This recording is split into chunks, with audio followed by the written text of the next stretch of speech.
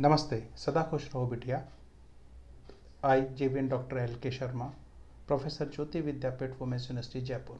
Today our topic is Constitutional Amendment Procedures and Emergency Provisions. Part 20 of the Constitution of India has one article, that is Article 368, that deals with the amendment of the Constitution. As per this article, Parliament may add, amend or repeal any provisions of the Constitution as per the procedure laid down for this purpose. However, in the Shav Bharti case 1973, the Supreme Court has ruled that the Parliament cannot amend those provisions which constitutes the basic structure of the Constitution. Now we shall discuss about the procedure for amendment. A constitution amendment bill can be introduced in either house of the parliament, that means either in the Lok Sabha, either in the Rajya Sabha. A bill for the purpose of the amendment of constitution cannot be introduced in any state legislature. The ordinance making power of the president cannot be used to amend the constitution. The constitutional amendment bill can be introduced in both as a government bill or as a private member bill. However, if it is a private member bill, then it has to be examined in the first instance and recommended for the introduction by the committee on the private member bill and resolution before it is included for the introduction in the list of business. Prior recommendation of president is not needed in introducing the constitutional amendment bills.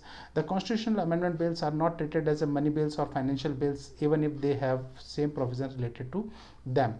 The constitutional amendment bill must be passed in both the houses separately by absolute plus special majority, absolute more than 50% of the strength and special 2/3 of the present and voting. If there is a disagreement between the houses of a constitutional amendment bill, there is no provision of joint sitting to resolve the deadlock. The bill which result in some changes in the constitution but passed by the simple majority are not deemed to be constitutional amendments. If a bill seeks to amend the federal provisions of the constitution, it must also be ratified by the legislature on half of the state by a simple majority.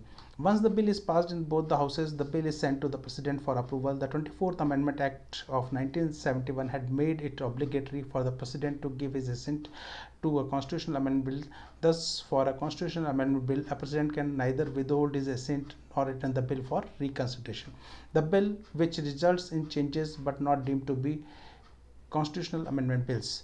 There are several amendments which results into some changes in the constitution but can be passed in the houses by a simple majority. Such bills are not considered to be constitutional amendment bills for the purpose of Article 368. These includes the following: admission or establishment of new states, formulation of new states and alterations of areas, boundaries or names of the existing states, abolition or creation of legislative council in states, changes in the second schedule, emoluments, allowances, privileges and so on of the president and the governor and the speaker and the judges, etc. Changes in the requirement of the quorum in parliament, salaries and allowances of the member of parliament, changes in the rule of procedure in parliament, changes in the privileges of the parliament, its member and its committee, use of English language in parliament or changes in the use of official language. Please note that insertion of language in the 8 schedules or removal from it would need an amendment bill to be passed as per Article 268. Changes that need to redefine number of the judges of Supreme Court, changes that extend the jurisdiction of the Supreme Court. Parliament can extend but cannot curtail the jurisdiction of the Supreme Court. Changes in the election to Parliament and state legislature delimitations, changes in schedule areas, 5th schedule, and tribal areas, 6th schedule. Bills seeking to amend all the provisions can be introduced in either of those Parliament.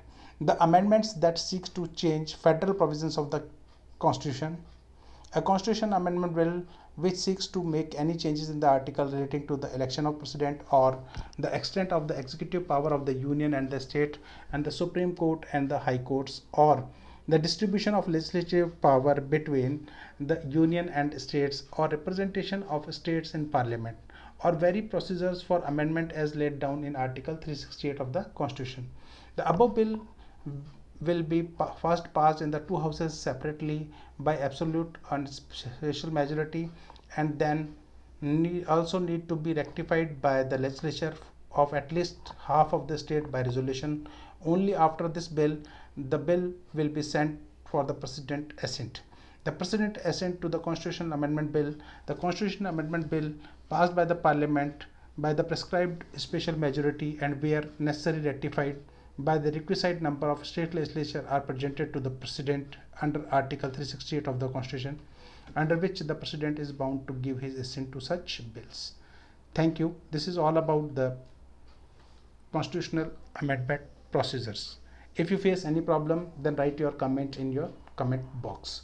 Thank you.